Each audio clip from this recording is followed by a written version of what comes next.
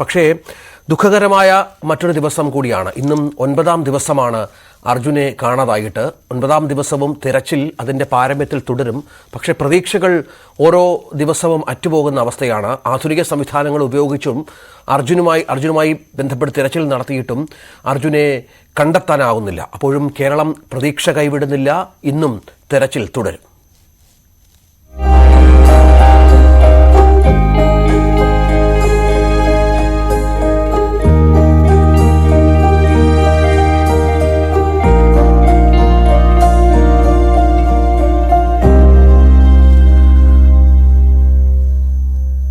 ഇന്ന് കൂടുതൽ ആഴത്തിലുള്ള തിരച്ചിൽ പുഴയിൽ ഉണ്ടാകും എന്നാണ് മനസ്സിലാകേണ്ടത്. കൂടുതൽ സംവിധാനങ്ങൾ ഡൽഹിയിൽ നിന്ന് എത്തിക്കും. നാവികസേനയുടെ നേതൃത്വത്തിൽ അത്യാധുനിക ഉപകരണങ്ങൾ ഉപയോഗിച്ചാകും ഇന്ന് തിരച്ചിൽ പുരോഗമിക്കുക എന്നാണ് മനസ്സിലാകുന്നത്. ഐബോർഡ് എന്ന ഉപകരണം കൊണ്ടുവരും. നാവികസേനയുടെ തിരച്ചിൽ ഇതുമായി ബന്ധപ്പെട്ടായിരിക്കും പുരോഗമിക്കുക.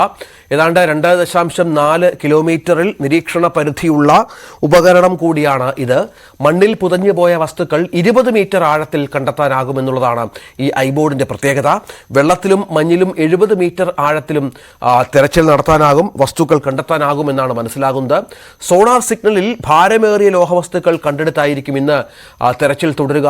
തെരച്ചിലിൽ 7:30 മണിയോടുകൂടി, അതായത് അല്പസമയത്തിനകം, ഇപ്പോൾ 7 മണി കഴിഞ്ഞു 5 മിനിറ്റാണ്, 7:30 മണിയോടുകൂടി തിരച്ചിൽ തുടരും എന്നുള്ളതാണ് നമുക്ക് ലഭിക്കുന്ന വിവരം. നാവികസേനയുടെ സഹായമുണ്ട്, ദുരന്ത നിവാരണ സേനയുടെ സാന്നിധ്യമുണ്ട്. അങ്ങനെ ഏറ്റവും അത്യാധുനിക സംവിധാനങ്ങളോടുകൂടി ഈ വൈകിയ വേളയിലാണെങ്കിൽ കൂടി തെരച്ചിൽ പൂർവാധികം ശക്തിയോടെ ആരംഭിക്കുമെന്നാണ് പ്രതീക്ഷിക്കേണ്ടത്. കെ വി ബൈജു അവിടെ തത്സമയം നമ്മോടൊപ്പം ചേരുന്നുണ്ട്. ആ സംഭവ സ്ഥലത്ത് തൊട്ടടുത്തുണ്ട്. ബൈജു, ഒരുപാട് പ്രതീക്ഷകളോടെയാണ് ഇന്നലെ വരെ നമ്മൾ കാത്തിരുന്നത്. പക്ഷേ ഇന്ന് അത്ര പ്രതീക്ഷിക്കേണ്ട സാഹചര്യമുണ്ടോ എന്നുള്ളതാണ്. കാരണം സാധ്യമായതെല്ലാം ചെയ്തു എന്ന് പറയുമ്പോഴും ഇനിയും എന്തൊക്കെ കാര്യങ്ങൾ അവശേഷിക്കുന്നു എന്നുള്ളതാണ്. ഇന്നലെ വരെ ഏതൊക്കെ തലങ്ങളിലാണ് പരിശോധനകൾ പുരോഗമിച്ചത്?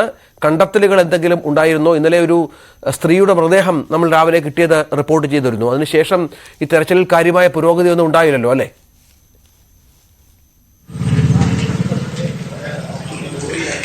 രഞ്ജിത്തെ, തീർച്ചയായും 9ാം നാളായ ഇന്ന് വളരെ പ്രതീക്ഷയുണ്ട്.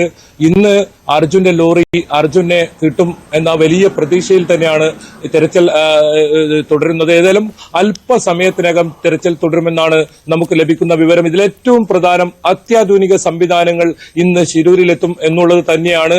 ഇതിലേറ്റവും പ്രധാനം ഐബോർഡ് എന്ന ഉപകരണമാണ്. ഇതൊരു സ്വകാര്യ ഏജൻസിയിൽ നിന്നും നാവികസേന ഇത്തരത്തിൽ വാടകയ്ക്കെടുത്ത ഒരു ഉപകരണമാണ്. ഇത് വളരെ ഉപകാരപ്രദമാകും. കാരണം മണ്ണിൽ പൂണ്ടുകിടക്കുന്ന മണ്ണിലും ചെളിയിലുമൊക്കെ പൂണ്ടുകിടക്കുന്ന വസ്തുക്കൾ 20 മീറ്റർ വരെ താഴ്ചയിൽ നിന്നും ഈ ഉപകരണം കണ്ടെത്തും. അതുകൂടാതെ വെള്ളത്തിലും അതുപോലെ തന്നെ മഞ്ഞ് മൂടിയ സ്ഥലങ്ങളിലുമൊക്കെ ഉപയോഗിക്കുന്ന ഒരു ഉപകരണമാണ്. ഇവിടെ 70 മീറ്റർ ആഴത്തിൽ ഈ ഉപകരണം കണ്ടെത്താനാകും. അങ്ങനെയാണെങ്കിൽ ഇന്ന് ഈ ലോറി കണ്ടെത്താൻ വളരെ എളുപ്പമാണ്.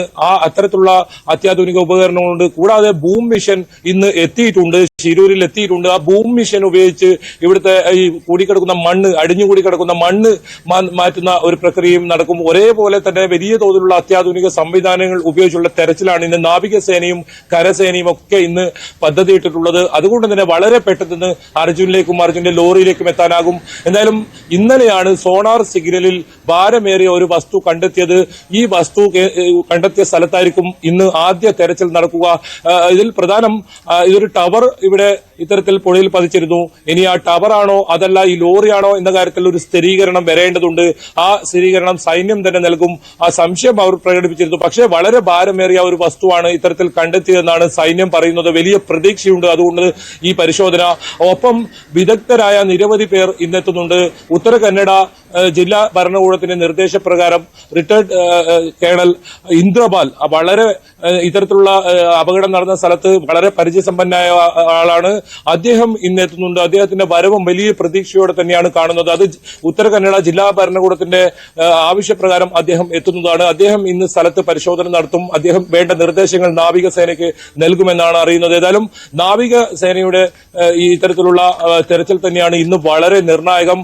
ഇന്ന് ഈ ലോറി കണ്ടെത്താനാകുമെന്ന വലിയ പ്രതീക്ഷ അവർ പങ്കുവെക്കുന്നുണ്ട്. ഒപ്പം ഫയർഫോഴ്സിന്റെയും പോലീസിന്റെയും ഒക്കെ തിരച്ചിൽ ഇന്നുണ്ടാകും. കരയിലുള്ള തിരച്ചിൽ പൂർത്തിയായിരിക്കുന്നു. അതുകൊണ്ട് തന്നെ ഇന്ന് പുഴ കേന്ദ്രീകരിച്ചുള്ള വലിയ പരിശോധന തന്നെയാണ് ഉണ്ടാവുക. ഇതിൽ ഏറ്റവും പ്രധാനം കാലാവസ്ഥ ഇന്നും പ്രതികൂലമായാണ് നമുക്ക് കാണാൻ സാധിക്കുന്നത്. ഇപ്പോൾ മഴ ആരംഭിച്ചിട്ടുണ്ട്. വലിയ തോതിൽ മഴ മൂടി കെട്ടിക്കിടക്കുന്ന ഒരു സാഹചര്യമുണ്ട്.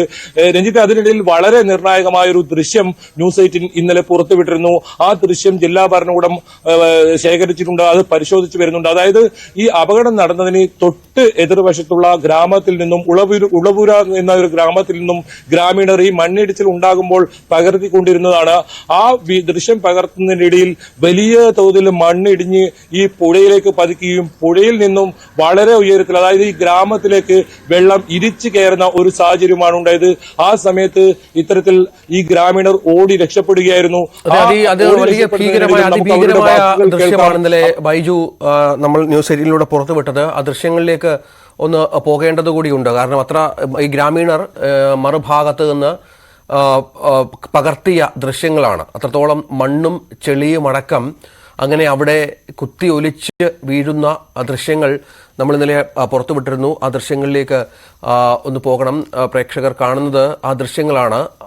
മറുഭാഗത്ത് നിന്ന് ഗ്രാമീണർ പകർത്തിയ ഈ അപകടത്തിന്റെ ഭീകരാവസ്ഥ എത്രത്തോളം ഉണ്ട് എന്നുള്ളത് നമ്മളെ കാട്ടിത്തരുന്ന ദൃശ്യമാണ് അത് എന്നുള്ളതാണ് ഏറ്റവും പ്രധാനപ്പെട്ട കാര്യം.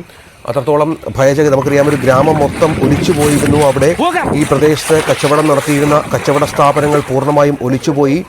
ഈ മണ്ണ് പുഴയിൽ വീണ് പുഴയുടെ ആഴം കുറഞ്ഞതിനെ തുടർന്ന് ഗ്രാമപ്രദേശത്തുള്ള 9ഓളം ആളുകളാണ് ഇത്തരത്തിൽ ഒഴുകിപ്പെട്ട് മരിച്ചത്. അതിലൊരു വനിതയുടെ, ഒരു സ്ത്രീയുടെ മൃതദേഹം ഇന്നലെ ലഭിച്ചിരുന്നു. ഈ ഭയചകിതരായി ഓടുന്നതിനിടയിൽ അവർ പകർത്തിയ ദൃശ്യങ്ങൾ കൂടിയാണ് ഇപ്പോൾ പ്രേക്ഷകർ കണ്ടുകൊണ്ടിരിക്കുന്നത്. ഈ ദൃശ്യം ജില്ലാ ഭരണകൂടം ന്യൂസ് 18 നിന്ന് ബൈജുവിൽ നിന്ന് ശേഖരിച്ചിട്ടുണ്ട് എന്ന വിവരവും നമ്മൾ പുറത്തുവിട്ടിരുന്നു. കാരണം ഇതിൻ്റെ മറ്റ് കൃത്യമായ ദൃശ്യങ്ങൾ ഒന്നും കൃത്യമായ വ്യക്തത ഈ മണ്ണിടിച്ചിലുമായി ബന്ധപ്പെട്ട് വരേണ്ടതുണ്ട്. അതിൻ്റെ കാര്യങ്ങളിലാണ് ഇപ്പോൾ അന്വേഷണം. അങ്ങനെയാണ് അന്വേഷണം ഇതുമായി ബന്ധപ്പെട്ട് ഏത് തരത്തിലാണ് അപകടം എന്ന കാര്യവും എവിടെയാണ് ഈ സംഭവത്തിന്റെ ഗൗരവമുള്ളത് എന്ന കാര്യവുമൊക്കെ അന്വേഷിക്കുന്നുണ്ട് ജില്ലാ ഭരണകൂടം അടക്കം. അതിന്റെ പശ്ചാത്തലത്തിലാണ് ഇത്തരത്തിൽ ദൃശ്യങ്ങളടക്കം ശേഖരിക്കുന്നത്. ഗ്രാമീണർ പകർത്തിയ പുഴയിലെ വെള്ളം അത് സമീപത്തെ ഗ്രാമത്തിലേക്ക് കുതിച്ചെത്തി. കാരണം വലിയ തോതിൽ മണ്ണിടിഞ്ഞ് വീണപ്പോൾ പുഴയുടെ ആഴം കുറഞ്ഞു. ആ വെള്ളം കുതിച്ചെത്തി സമീപത്തെ ഗ്രാമത്തിലേക്ക്. വലിയ തോതിലുള്ള നാശനഷ്ടങ്ങൾ അവിടെ സംഭവിച്ചു. പല കുടുംബങ്ങളും ഒഴിച്ചുപോയ പശ്ചാത്തലമൊക്കെ നമ്മൾ കഴിഞ്ഞ കുറേ ദിവസങ്ങളായി റിപ്പോർട്ട് ചെയ്യുന്നുണ്ട്. ഈ ദൃശ്യത്തിൻ്റെ പ്രത്യേകത ബൈജു അത് പ്രധാനമാണ്. കാരണം ഈ ഗ്രാമീണർ ഭയചകിതരായി ഓടുന്നത് കാണാം. ഇതിനിടയിൽ ആരോ ഒരാൾ മൊബൈൽ പകർത്തിയ ഒന്നാണ്. പക്ഷേ ഇത് ഈ അപകടത്തിൻ്റെ ഒരു ഗൗരവ സ്വഭാവം അത് കൃത്യമായി ചൂണ്ടിക്കാണിക്കുന്നുണ്ടല്ലേ?